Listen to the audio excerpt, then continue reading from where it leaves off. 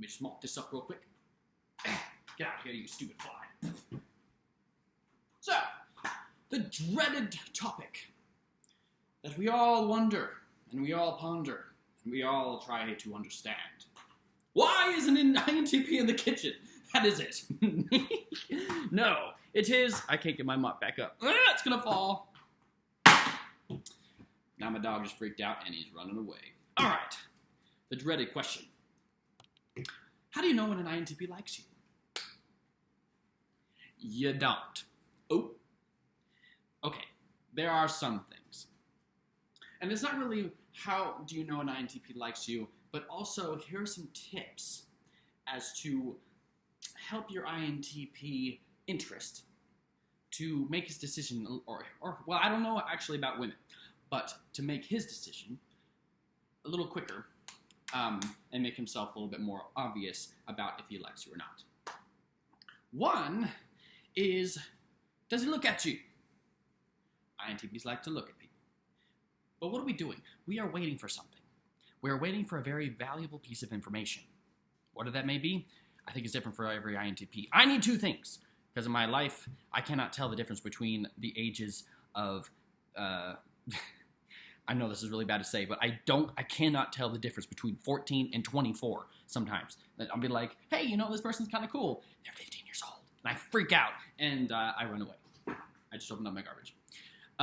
So I always have to know, like, how old are you? And then number two, like, what's your character? What's your, what do you believe? And what's like at the fundamental basis of your existence? Why do you, what thrives you as an individual? Which hopefully will also reflect their character.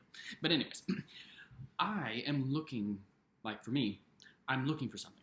I need a piece of information, and I don't feel it is responsible to just start a conversation if I don't know you. So for instance, if there's a beautiful waitress, it's like, wow, she's really cute. Now, any other strangeo, that's a word now, will go walking up to her and be like, hey, what's up, girl? You're pretty cute. Can I get your number? Maybe we can, like, have drinks or something next, like, Tuesday. Tuesday's a good time to have a drink, about 1 p.m. No, that's not what an INTP is going to do. What we want is to see you engaged in your environment first, before we actually go out to make moves. We want to be confident that you are somebody worth pursuing. The thing is, I know a lot of people put flack to us INTPs about this, but most INTPs, I would think, basically think of long-term the first second we look at you. If we are like breathing in your direction, we have already planned for our wedding, pretty much, or at least have thought in that long-term goal. And so if we are wanting to pursue you, even as simple as wanting to strike up a conversation, is because we have looked at the long-term goal and feel confident that you are somebody that we can fully invest in. But to get there, INTPs will look very much like they aren't interested. Half the time, they'll be interested and then forget they're interested and then think about something else. But they're like, oh yeah, there was that girl. She was really kind of cute, but I don't know anything about her. So it is far better to be able to be in an environment where like the INTP and the interest are doing life together somehow, where they can see each other, like, be themselves and reveal the true nature of who they are, because anyone can say anything and be liars and not really actually mean to be liars, and it takes a while sometimes to figure out, oh, you've been lying to yourself this whole time, and now I have to let you go.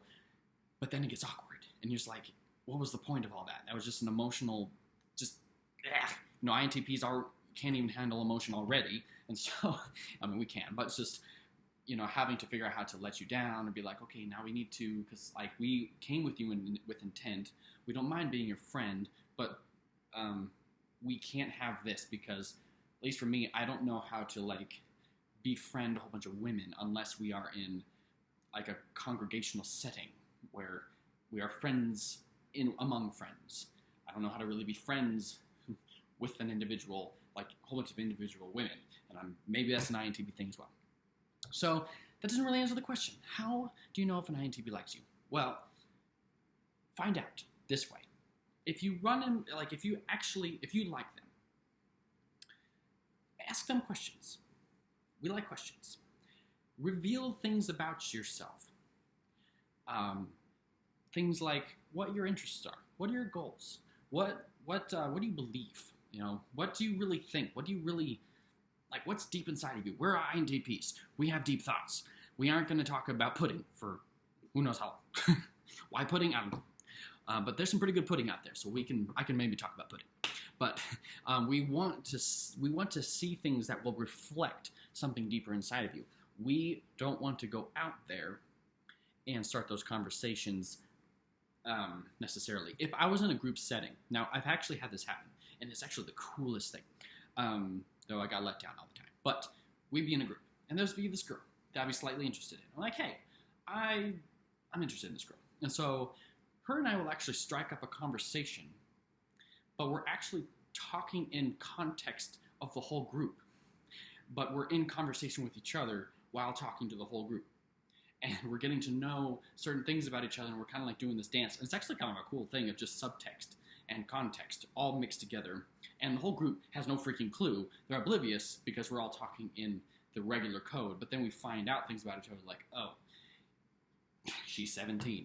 I'm 24. And I'm just like, why can't I tell? This is getting awkward. But anyways, we'll be probing and be talking like that. And it's just kind of cool. But what happens there is that there's no real demand. I would hate to like go up to a girl and be like, if I have no idea who she is, there's nothing about her other than, hey, she might look pretty. I would hate to go up to her and start investing in her, getting her. I just kind of feel like excited about someone's like coming up to talk to her, and then about 4 minutes in, I find out, no, she's not that kind of person I'm looking for. And so then now I have to figure out how to back out. But then I've come in so much, like I feel like I've gone in so fast, and now I have to figure out how to inch out. And she's like, what is he doing? What's wrong? And I don't want her to feel like something's wrong with me and whatnot. And a lot of other people don't understand this. I understand. I try to communicate with some people, and they actually told me that I was delusional, self-deluded. I'm like, you don't understand certain dynamics, sir. But anyway, yeah. So this was actually a very rounded, like, off the topic, in the topic, and how an INTP views romance, love, compromiso. I was doing one of those, like, bird dances. Have you seen, like, those videos where it's just like, ah! It's pretty weird. I just did that on live television. Dude, who watches TV anymore anyway? I don't know. So hopefully that helps you. It's kind of on the person that if you have an interest, find ways to have yourself be revealed, or even strike up the conversation. I know it sounds like INTPs are chickening out, but the thing is, we don't want you to feel rejection. That's really kind of mostly it, and trying to figure out how to like back out, and because we want to go in all the way, you know, within reason. We know because like I want to invest in you. I look at you and I don't want to like I ain't gonna be cheating. I ain't gonna be looking anywhere else. I'm looking at you and I'm like I don't know how to funnel out in other different places. I'm going to funnel to you directly. And so because of that ambition for a person and for like the desire for them to feel welcome and comfortable and loved and all that stuff, it's not going to come through with a simple coffee date and trying to get to know each other. No, there are things about you that will allude to greater things about yourself, and we can already know what kind of person you are based on those things. And so reveal those things to him, and it's not fear. I have no problems talking to somebody. I talked to somebody. I did. So a couple weeks ago, there was this girl. I'm just sitting there on my computer, and there was an obvious, like, some girls are really more obvious than others, and it's really kind of weird. But she stopped, and she's like, awkwardly, we're the only two people in this environment, and she like awkwardly looks at this poster that says absolutely nothing. It was just like, it was nothing. And she would like awkwardly turn around and stare at me, and then made my eye contact. and whatnot. And so this was going on for like 2 minutes. It was really awkward. And then she just kind of like awkwardly walk away, and then sometimes come back and just stare at this lotion, because this lotion is good lotion, and then kind of turn around again. It's like, oh my goodness gracious. Eventually she leaves, but I'm thinking, okay, fine, I'll go find her, talk to her, whatever. I'll go talk to her. And so I go walking, I find where she is, but I go to the bathroom first, because I need to like make sure I don't know, prep myself up, because I'm talking to a girl. Make sure I smell good. And then I go over to her. But I never just like start out of the blue and just start a conversation. I know this. There's a reason why I don't do this. But I go to her and I'm like, hey. But the second I got like close enough to actually see her face, she was a pretty girl, very pretty. But there are things about people can exaggerate on their face that actually resembles other things in their life. And I also kind of know this because of people that I have had in my past. They had parallels, and so I was like, oh, this would not be, you just know there's just certain people, they're just going to bring certain things in your life, and you shouldn't go that direction. So I literally, the second I got close enough to where I realized, oh crap, but I'm already here, so that's why it would been easier to know some things about her, just 2 things, or just one big thing about her that will reflect her character. I'm not saying that she has bad character, and it's just like, that's another talk. I'm not going to get into that. So, again, I get closer to her, and it's like, okay, shoot. Well, so I saw you had, like, tattoos, and I'm, like, trying to start a conversation to at least be friendly. And she's like, oh, yeah. She had, like, these really cool tattoos on her shoulders, and whatnot. And I was like, well, that's cool, and blah, blah, blah. I had a little bit of small talk, but I knew already that this wasn't going to work. And so I start to tiptoe away. I'm like, well, thank you for sharing. I'll sit down, I guess. And then she's like, not literally grabbing my arm, just like, what about you? Do you have tattoos? I'm like, oh crap, she wants to talk. And so I'm like, no, I want to. I don't know what to put on my arms. I really want to put like something cool right here when you like play guitar. It's like, but whatever.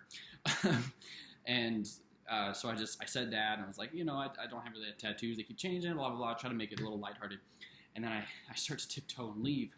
But it's just like there was this feeling in my gut that she started to feel a rejection. I came up to her, but now she's wondering what happened. There was this guy that seemed obviously interested, but then it really was right away. It was like, oh crap, you're trying to goodbye now. And so that feeling, I'm just like, crap. Now I have made an environment that wasn't necessarily welcoming for her now. As long as I'm here, there's this tension with her, within her, and also her questioning herself, her self-worth. And I know it's not like necessarily that dramatic, but there's an inkling of that. And the stairs were right next to me. She could have taken the stairs to leave, but no, she took the elevator. And she just totally avoided the situation completely, which was a bummer. Just because I knew, like, there's a reason why I operate in a specific way, and whenever I explain it to people, they see me as a bloody fool. Thing is, I'm not so simple, and I see the dark, deeper, interconnected, relational things of human nature. I don't know, I'm making crap up. But anyways, so if you're an INTP, does this relate to you? If you are not an INTP and you're trying to get some input, hopefully this helps. Just reveal some things about yourself, deep things about yourself. Like, we really care about those deeper things. And for me, it is character and pretty much, I guess you can say religion, but it's like, hey, if you're a Christian, that means there's some things implied about you that I can trust, and whatnot. But it would be better if I can see her living in life, and it would be better if we were actually in the same, like, crossing, like, of life events, or just timelines. Even though I talked about time being a bubble, maybe bubbles are crossing, or whatever.